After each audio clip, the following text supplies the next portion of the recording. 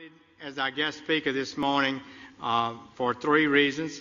A gentleman, he loves Jesus, he has a compelling life story, and he is a distinguished man of science and healing. We hope that he can help us sort some things out. May I introduce the Director of Pediatric Neurosurgery at one of the world's great hospitals, Johns Hopkins in Baltimore, Dr. Benjamin Carson, Sr.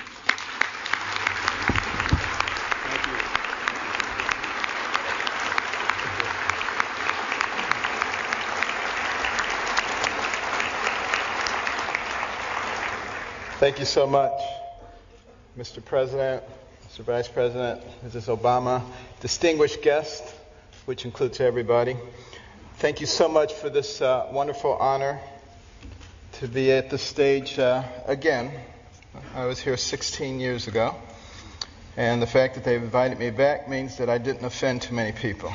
So that was great. I want to start by reading four texts, which will put into context what I'm going to say. Proverbs 11:9. With his mouth, the godless destroys his neighbor, but through knowledge the righteous escape. Proverbs 11:12. A man who lacks judgment derides his neighbor, but a man of understanding holds his tongue. Proverbs 11:25. A generous man will prosper. He who refreshes others will himself be refreshed. And 2 Chronicles 7:14. If my people who are called by my name will humble themselves and pray and seek my face and turn from their wicked ways, then will I hear from heaven and will forgive their sins and heal their land. You know, I have an opportunity to speak in a lot of venues. This is my fourth speech this week. And I have an opportunity to talk to a lot of people. And I've been asking people, what concerns you? What are you most concerned about in terms of the spirituality and the direction of our nation and our world? And I've talked to very prominent Democrats, very prominent Republicans. And I was surprised by the uniformity of their answers. And those have informed my comments this morning. Now, it's not my intention to offend anyone. I have discovered, however, in recent years that it's very difficult to speak to a large group of people these days and not offend someone. And people walk around with their feelings on their shoulders waiting for you to say something. Did you hear that? And they can't hear anything else you say. The PC police are out in force at all times. I remember once I was talking to a group about the difference between a human brain and a dog's brain. And a man got offended. He said, you can't talk about dogs like that. But, you know, people just focus in on that, completely miss the point of what you're saying. And we've reached a point where people are afraid to actually talk about what they want to say because somebody might be offended. People are afraid to say Merry Christmas at Christmas time. It doesn't matter whether the person you're talking to is Jewish or, you know, whether they're any religion. That's a salutation, a greeting of goodwill. We've got to get over this sensitivity, you know, and it keeps people from saying what they really believe. You know, I'm reminded of a very successful young businessman, and he loved to buy his mother these exotic gifts for Mother's Day, and he ran out of ideas, and then he ran across these birds. These birds were cool. You know, they cost $5,000 a piece. They could dance, they could sing, they could talk. He was so excited he bought two of them. Sent them to his mother, couldn't wait to call her up on Mother's Day. Mother, what'd you think of those birds? And she said, they was good. He said, no, Mother, you didn't eat those birds. Those birds cost $5,000 a piece. They could dance, they could sing, they could talk. And she said, well, they should have said something. And you know, that's where we end up too if we don't speak up for what we believe. And you know what we need to do.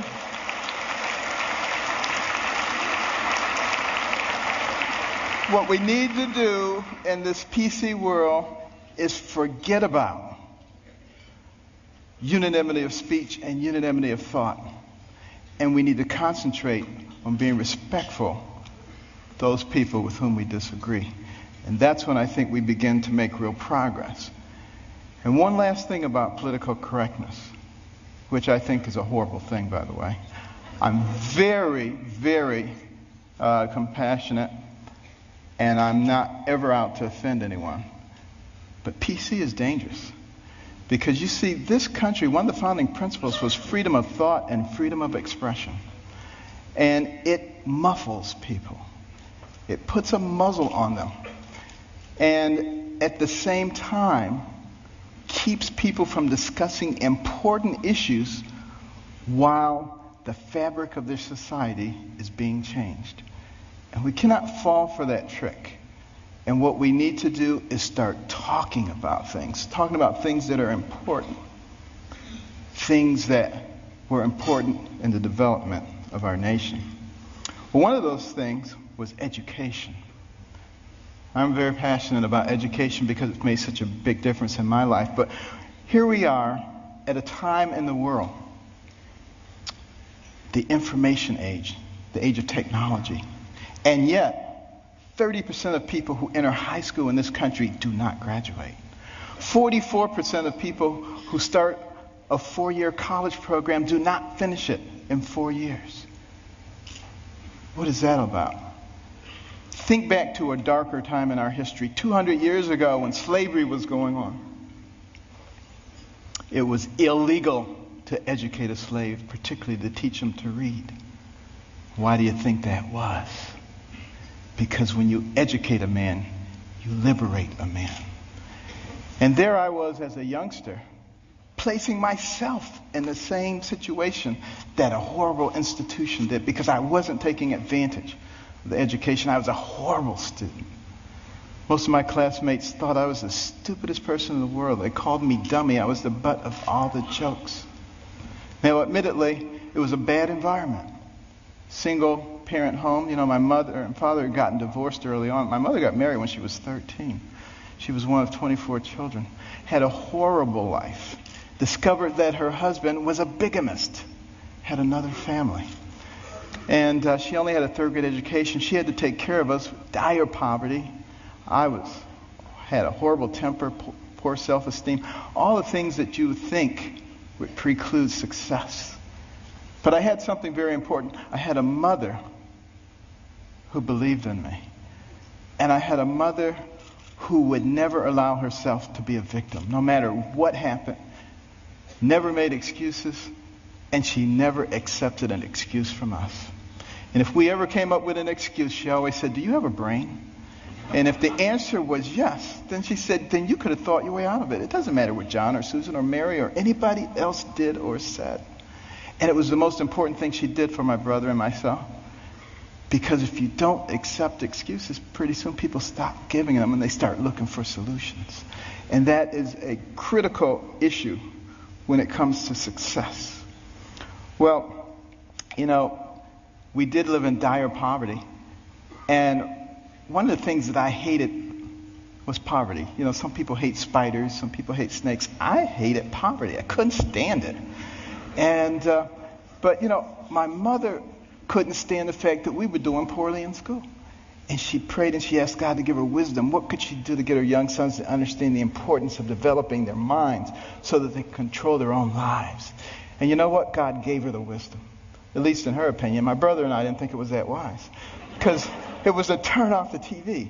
Let us watch only 2 or 3 TV programs during the week. And with all that spare time, read 2 books apiece from the Detroit Public Libraries and submit to her written book reports, which she couldn't read, but we didn't know that. You know? And you know, she put check marks and highlights and stuff. But, you know, I just hated this. And my friends were out having a good time. Her friends would criticize her. They would say, "You can't make boys stay in the house reading books. They'll grow up, they'll hate you." And I would overhear them, and I'd say, "Mother, you know they're right." But she didn't care, you know. But after a while, I actually began to enjoy reading those books.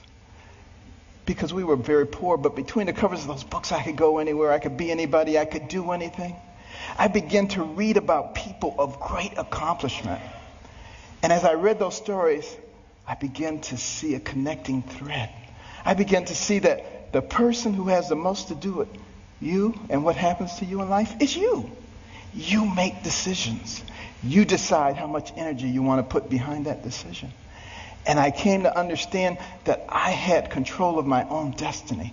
And at that point, I didn't hate poverty anymore because I knew it was only temporary.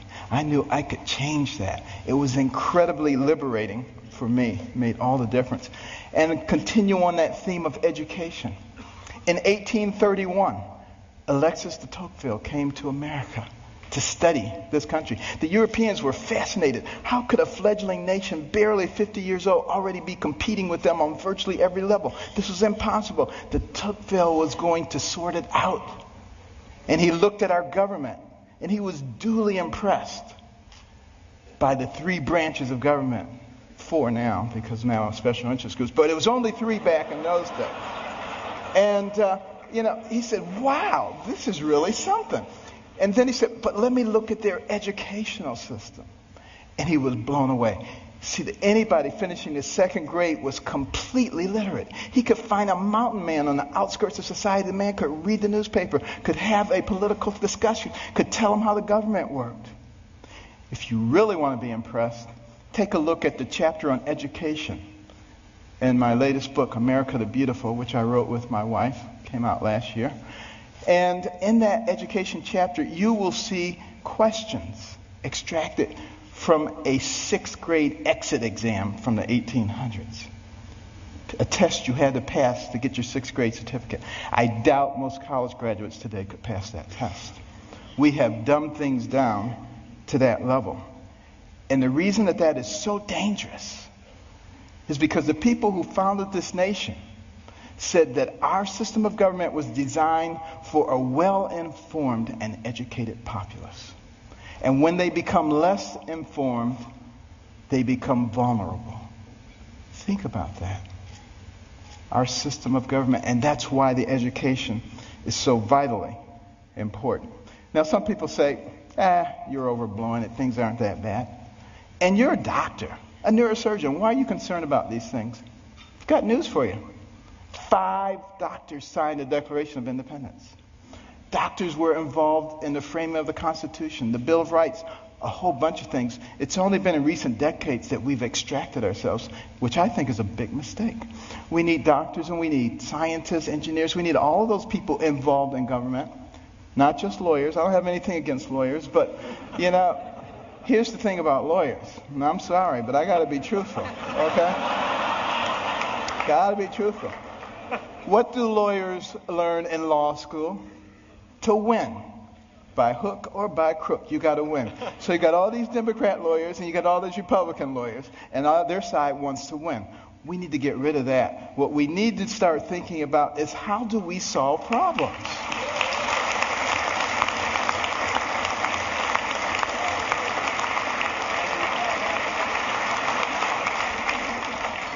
And now, before I get shot, let me finish here. Now, one of the reasons, and I don't like to bring up problems without coming up with solutions. My wife and I started the Carson Scholars Fund 16 years ago after we heard about a survey, an international survey, looking at the ability of 8th graders in 22 countries to solve math and science problems. And we came out number 21 out of 22, barely beat out number 22, very concerning. And we'd go into schools and we'd see all these trophies, all-state basketball, all-state wrestling, all-state this, that, and the other. The quarterback was the big man on campus. And what about the intellectual superstar? What did they get? A National Honor Society pin? A pat on the head, there, little nerd. Nobody cared about them. And is it any wonder that sometimes the smart kids try to hide? They don't want anybody to know that they're smart. This is not helping us as a nation. So we started giving out scholarships to students from all backgrounds for superior academic performance and demonstration of humanitarian qualities. Unless you cared about other people, it didn't matter how smart you were. We got plenty of people like that. We don't need those. We need smart people who care about other people. We would give them money. The money would go into a trust. They would get interest on it. When they went to college, they get the money. But also the school gets a trophy. Every bit as impressive as any sports trophies. Goes right out there with the others. They get a medal. They get to go to a banquet. And we try to put them on the same kind of pedestal as we do the all-state athletes. Now, I have nothing against athletics or entertainment. Please believe me. You know, I'm from Baltimore. The Ravens won. This is great, okay? But what will maintain our position in the world? The ability to shoot a 25-foot jump shot or the ability to solve a quadratic equation? And we need to put the things into proper perspective. And, you know, many teachers, you know,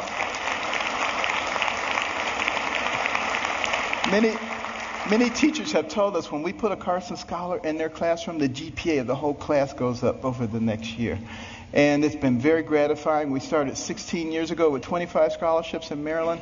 Now we've given out more than 5,000, and we're in all 50 states. But we also put in reading rooms. These are fascinating places that no little kid could possibly pass up. And they get points for the amount of time they spend in their reading, the number of books that they read, and they can trade them in for prizes. In the beginning, they do it for the prizes, but it doesn't take long before their academic performance begins to improve. And we particularly target Title I schools, where kids come from homes with no books, and they go to schools with no libraries. Those are the ones who drop out. And we need to truncate that process early on, because we can't afford to waste any of those young people. You know, for every one of those people that we keep from going down that path of self-destruction and mediocrity, that's one less person you have to protect yourself and your family from. One less person you have to pay for in the penal or the welfare system. One more tax-paying, productive member of society who may invent a new energy source or come up with a cure for cancer. They're all important to us, and we need every single one of them. It makes a difference.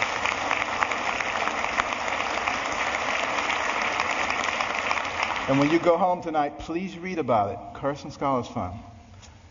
CarsonScholars.org.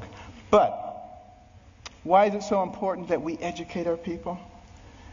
Because we don't want to go down the same pathway as many other pinnacle nations who have preceded us. I think particularly about ancient Rome. Very powerful. Nobody could even challenge them militarily. But what happened to them? They destroyed themselves from within. Moral decay. Fiscal irresponsibility. They destroyed themselves. And if you don't think that can happen to America, you get out your books and you start reading. But you know, we can fix it. Why can we fix it? Because we're smart. We have some of the most intellectually gifted people leading our nation. All we need to do is remember what our real responsibilities are so we can solve the problems. I think about these problems all the time. And, you know, my role model was Jesus.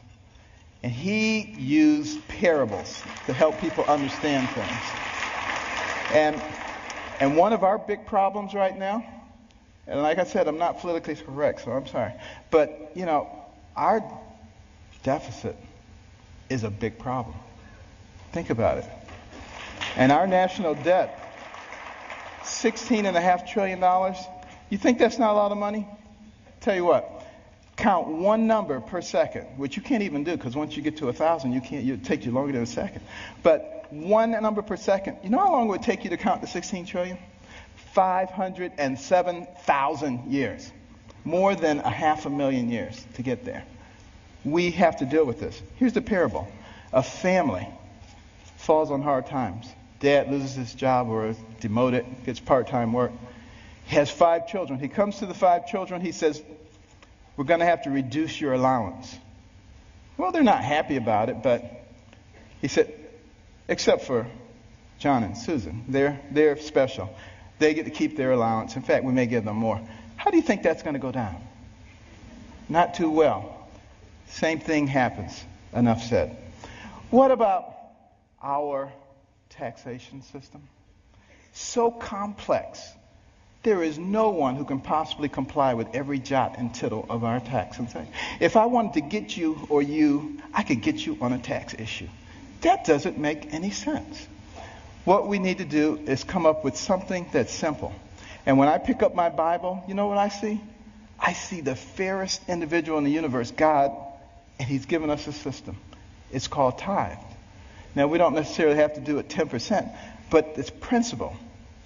He didn't say, if your crops fail, don't give me any tithes. He didn't say if you have a bumper crop, give me triple tithes. So there must be something inherently fair about proportionality. You make $10 billion, you put in $1 billion. You make $10, you put in $1. Of course, you got to get rid of the loopholes. But now some people say, well, that's not fair because it doesn't hurt the guy who made $10 billion as much as the guy who made 10. Where does it say you have to hurt the guy? He just put $1 billion in the pot. We don't need to hurt him. It's that kind of thinking. It's that kind of thinking that has resulted in 602 banks in the Cayman Islands. That money needs to be back here, building our infrastructure and creating jobs. And we're smart enough to figure out how to do that. We've already started down the path of solving one of the other big problems, healthcare. We need to have good healthcare for everybody. It's the most important thing that a person can have. Money means nothing, titles means nothing when you don't have your health. But we got to figure out efficient ways to do it. We spend a lot of money on healthcare, twice as much per capita as anybody else in the world, and yet not very efficient. What can we do? Here's my solution. When the person is born, give them a birth certificate, an electronic medical record, and a health savings account, to which money can be contributed pre-tax from the time you're born to the time you die. When you die, you can pass it on to your family members so that when you're 85 years old and you got 6 diseases, you're not trying to spend up everything. You're happy to pass it on, and there's nobody talking about death panels. That's number one. And also, for the people who are indigent, who don't have any money, we can make contributions to their HSA each month because we already have this huge pot of money. Instead of sending it to some bureaucracy, let's put it in their HSAs. Now they have some control over their own health care.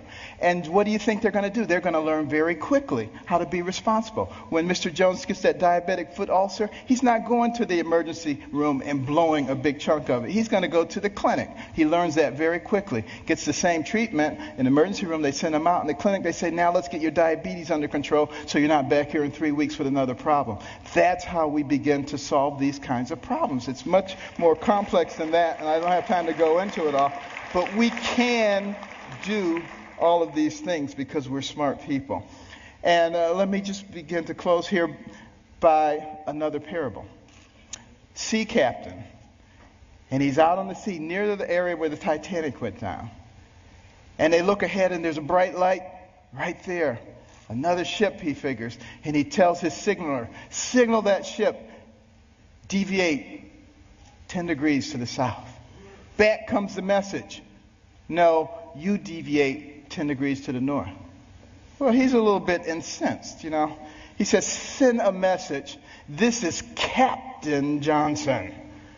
Deviate 10 degrees to the north. Back comes the message.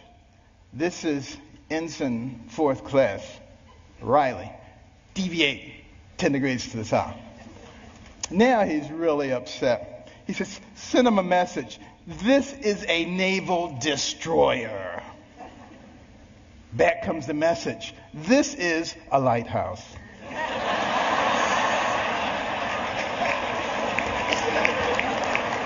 Enough said.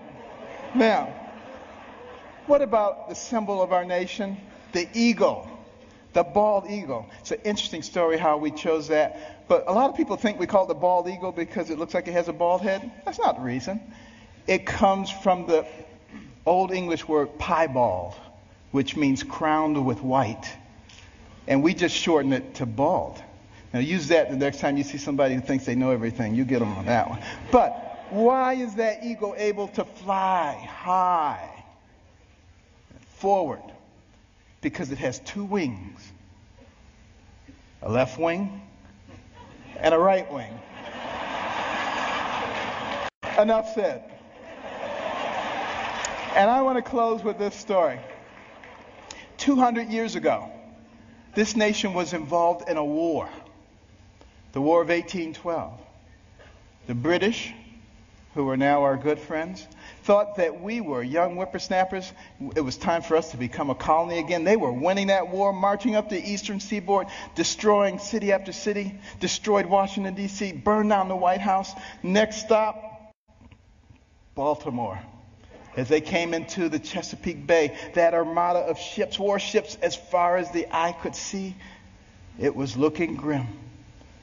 Fort McHenry standing right there. General Armistead, who was in charge of Fort McHenry, had a large American flag commissioned to fly in front of the fort. The admiral in charge of the British fleet was offended. He said, "Take that flag down. You have until dusk to take that flag down. If you don't take it down, we will reduce you to ashes." There was a young amateur poet on board by the name of Francis Scott Key, sent by President Madison to try to obtain the release of an American physician who was being held captive. He overheard the British plans. They were not going to let him off the ship. He mourned as dusk approached. He mourned for his fledgling young nation. And as the sun fell, the bombardment started. Bombs bursting in air, missiles, so much debris. He strained trying to see, was the flag still there?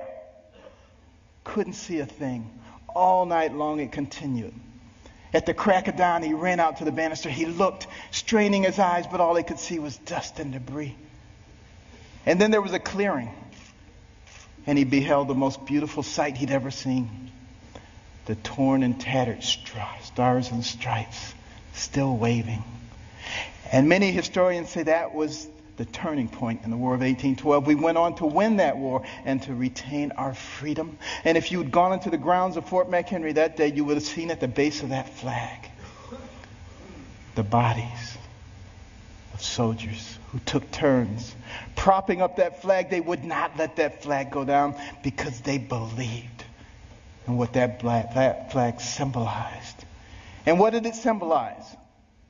One nation under God, indivisible, with liberty and justice for all. Thank you. God bless.